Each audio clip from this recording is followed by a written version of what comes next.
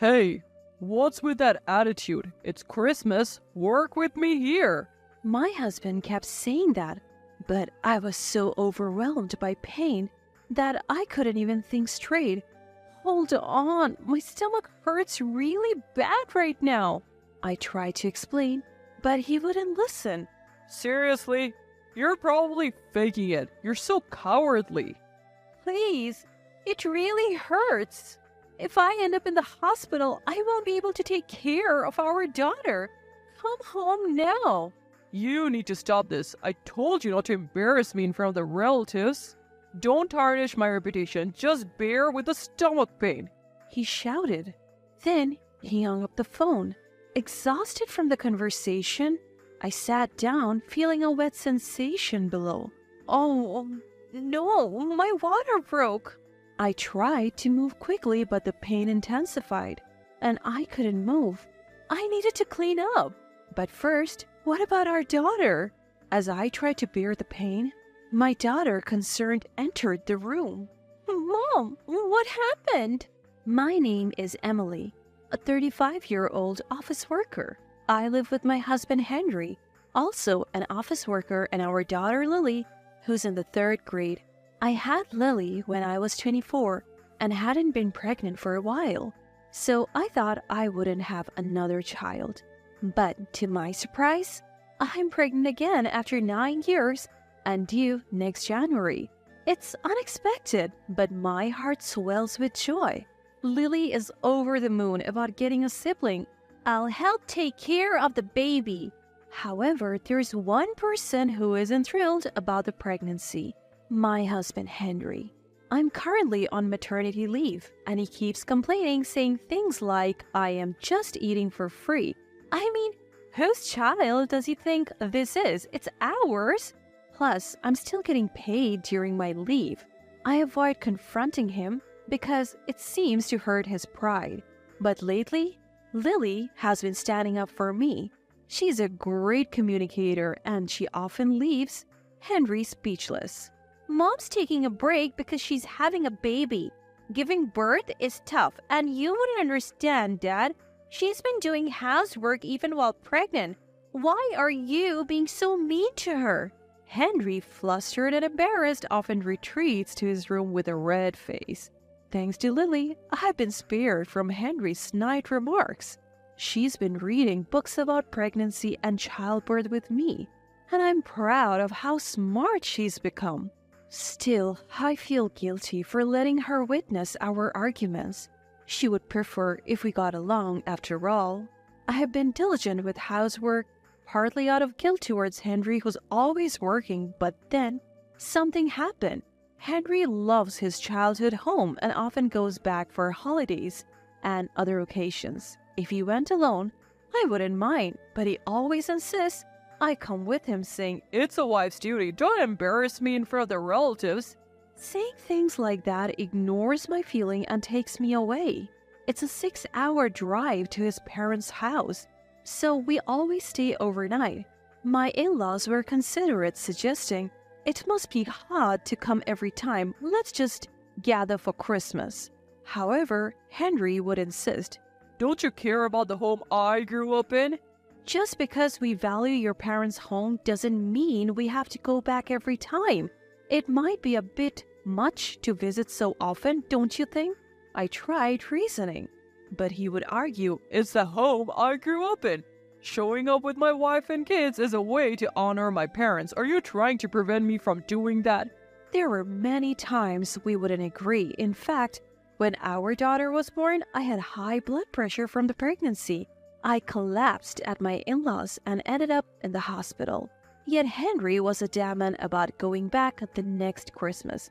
I just want to stay home this time. We don't know what might happen, I pleaded. Pregnancy isn't an illness. There's no need to worry so much, he would retort. It's not about liking or disliking your family's home. I'm genuinely concerned. I can't believe he expects me to sit in the car for 6 hours with this huge belly. Though I didn't need to be hospitalized this time, I want to rest at home, especially after what happened last time. Please, just listen to me. If something happens, You're the only one I can rely on. Can't you just stay home this Christmas? Even after I pleaded, Henry didn't budge. Instead, he got angrier, his face turning red. You just don't want to go back to my family's home, do you? I have been regularly seeing the doctor and they say everything's fine. I never said I didn't want to go. I'm just genuinely worried. Oh, really? Then you talk to my family about it. With that, Henry started dialing his parents' house. He handed me the phone. Reluctantly, I took it and Ethan answered. Ethan and his wife live with Henry's parents. Since Ethan and his wife are already there, I don't see why we need to visit so often. Hello, Henry. Oh, Ethan, sorry, it's Emily. Oh, Emily, what's up? Ethan, I'm sorry, but with the baby due around Christmas, I was hoping to stay home. Hearing this, Ethan responded, Of course, that's understandable. This is a challenging time for you and you shouldn't have to stress about family obligations. His words, "Take care of yourself," brought tears to my eyes. Ethan continued with comforting words. We should have been more considerate last time. We should have stopped you from coming. No, it was my fault. Don't say that. You're the one going through the most. It's only natural for us to be considerate. Let us know if there is any way we can help. We're excited about the new addition to the family. What a kind person. I couldn't help but vent about Henry. He's insisting we go to his parents' house next Christmas too. Even when I express my concerns about the baby possibly arriving soon, he brushes them off. He even accused me of not wanting to repay his parents' kindness. As I explained, my voice quivered. Ethan asked, Can you put it on speaker and call Henry? What is it, Ethan? Henry, are you seriously trying to bring Emily home for Christmas? Yeah, but she's being stubborn and doesn't want to. Do you even understand why she's hesitant? What? She probably just doesn't want to be around my family. She's being selfish. Ethan's anger was palpable. Have you forgotten what happened last time? What if it happens again? We were genuinely worried when Emily was hospitalized. And now you're just brushing it off? Are you a doctor? The condition she was diagnosed with last time could have been life-threatening for her and the baby. How would you take responsibility if something happened? And making her travel for 6 hours? What if she faints on the highway? How long would it take for an ambulance to arrive? Have you even considered the safety of Emily and the baby? Prioritizing Christmas at our place over the birth of your child is something even a child would understand. It took Ethan's stern words for Henry to finally calm down. Looking at Henry, his face had gone pale. It's unbelievable that he needed such a strong wake-up call. Then Ethan said to me, I am truly sorry for the trouble Henry has caused you. Please accept my apologies on his behalf. Spend Christmas at home and relax. I'll let Mom and the relatives know. After the call, Henry, looking embarrassed, muttered, Ethan worries too much. From now on, I'll consult Ethan whenever Henry gives me trouble. Despite the earlier drama, thanks to Ethan's intervention, I spent the early days of December in peace. But as Christmas approached, Henry began grumbling about not going to his parents' house. Then came Christmas Eve. After finishing the cleaning and Christmas preparations, my daughter and I were relaxing. Suddenly, Henry said, I need to buy something, and left in the car in the afternoon. Night came and he still hadn't returned.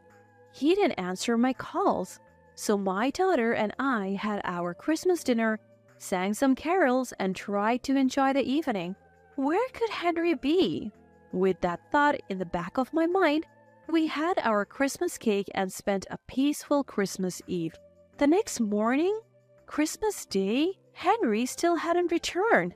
I wished he would at least contact me. His prolonged absence was concerning. Though we don't live in a heavy snowfall area, accidents can happen. Feeling a mix of irritation and worry, my daughter and I began our meal. Then I received a call from Henry. There was a lot of noise in the background. Hey, you should come over too. Come where? To my childhood home, of course. Haha. What? All the relatives are here having a drink. Hurry up! Turns out, Henry had gone to his parents' house on Christmas Eve. You said you were going shopping. Was that a lie? I don't know, but I might eat your portion too. Henry was clearly drunk. After all my pleas, he hadn't understood at all. My daughter looked worried. To avoid a fight, I continued the call in another room. Just ask Ethan or a relative to drive you home. As I said this, a sudden pain hit me. But even in this situation, Henry's tone became more irritated. Hey, what's with that attitude? I've been putting up with your whims. Cooperate for once. It's Christmas. I have only asked him to be patient for Christmas, and he hasn't been cooperative at all. It's embarrassing if everyone's there and we are the only ones missing. Henry kept going on, but I was distracted by the increasing pain. Oh, wait, I'm in a lot of pain right now. It's getting worse. I tried to convey my situation, but Henry wouldn't listen. Really? You're probably faking it. You're so deceitful. It really hurts. If I get hospitalized, who will take care of our daughter? Come home now. You stop it. I told you not to embarrass me in front of the relatives. Don't tarnish my reputation. Just bear with the pain. Henry shouted. The call abruptly ended. Exhausted from the exchange with Henry, I slumped down, only to feel a wet sensation below. Oh no! My water broke! I tried to move, but the pain was intensifying. I needed to clean up. But more importantly, what about my daughter? As I tried to bear the pain, my daughter, looking worried, entered the room. Mom, where's Dad? Sorry, Lily, can you come here for a moment? What's wrong, Mom? Lily, can you call an ambulance with this phone? Paralyzed by pain, all I could do was ask. Lily, seeing my state, was clearly shaken and unsure. I realized I hadn't taught her how to call for help. Before I could explain, she exclaimed, "I'll get the neighbor!" and dashed out. In a moment, our neighbor arrived. Lily, realizing she couldn't handle the situation, had wisely sought an adult's help. "Emily, are you okay? I'll call an ambulance right away."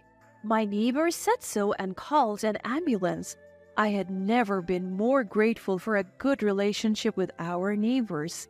Lily held my hand and comforted me. While waiting for the ambulance, the neighbor contacted my parents. Finally, the ambulance arrived, and I gave birth later that day. The next day, my parents arrived at the hospital. Though a bit premature, it was a healthy baby boy. I tried contacting Henry, but he was unreachable and nowhere to be seen. He only showed up after the new year, brought by Ethan. Ethan came in with Henry. Ethan, though not involved, apologized to me. I'm sorry for bringing Henry late. He turned off his phone since Christmas. I didn't realize what had happened to you. While Ethan apologized, the one who should have been sorry, Henry, just sulked. Apparently, my father had been trying to reach Henry's phone, but ended up calling our home phone. Ethan, I appreciate you coming, but I can't stand to see Henry right now. I'm even considering divorce. Upon hearing this, Henry, who had been sulking, looked up in shock. What? You're so audacious. Who are you to talk about divorce? Ethan was taken aback. Hey, Henry, what are you saying? Emily is just exaggerating. She just wants attention. Just then, the door opened. What did you just say? It was my father. Oh, father-in-law. Henry was visibly shaken. My father had just returned from lunch with my daughter. Henry, do you always talk to my daughter like that? No, I mean, answer me. Henry cringes at Dad's angry voice. My daughter was in so much pain and you accused her of faking it? After seeing her now, can you still say that? Enough. She will recover at my house for a while and you won't see her or the baby. Got it? But... Henry seemed to finally grasp the gravity of his actions. Who will take care of me when I'm at work? I take back my earlier thought. He is irredeemable. Do it yourself. Emily worked and took care of the house even before her maternity leave, right?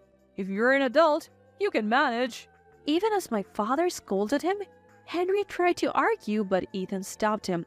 I am truly sorry for Henry's behavior. Congratulations on the baby. Though it's late, please accept this gift. Ethan handed over a gift and left with Henry. Dad, I'm sorry for the trouble. When he came to ask for your hand, I thought he was a trustworthy man. After that, I took some time to recover at my parents' house. Thankfully, my daughter was on winter break. After about 2 weeks, I went back to the house where Henry was, accompanied by my father. I left our baby boy and daughter in the care of my mother. Upon arriving home, I was met with the sight of Henry and a messy house littered with trash. It was clear he hadn't cooked. There were piles of fast food and delivery boxes. We sat in the living room, my father joining us, and I began the conversation with Henry. To be frank, I want a divorce, I said, handing Henry the divorce papers. You're serious about the divorce? Henry, can't you even thank or acknowledge me for giving birth? For what? It's natural for a mom to give birth. It's not like you're working. Henry's attitude from the get-go was appalling. My father's expression grew stern. Henry continued with his nonsensical remarks. So, the baby's a boy. Then I don't want a divorce. I've always wanted a son. I'll raise him to be a baseball player. Didn't Ichiro become a star because he practiced with his dad? I want to do that. I was speechless. What did he think of his own child?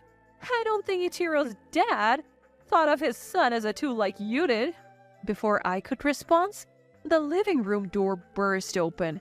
I tried to wait patiently, but I can't stand listening to this nonsense anymore.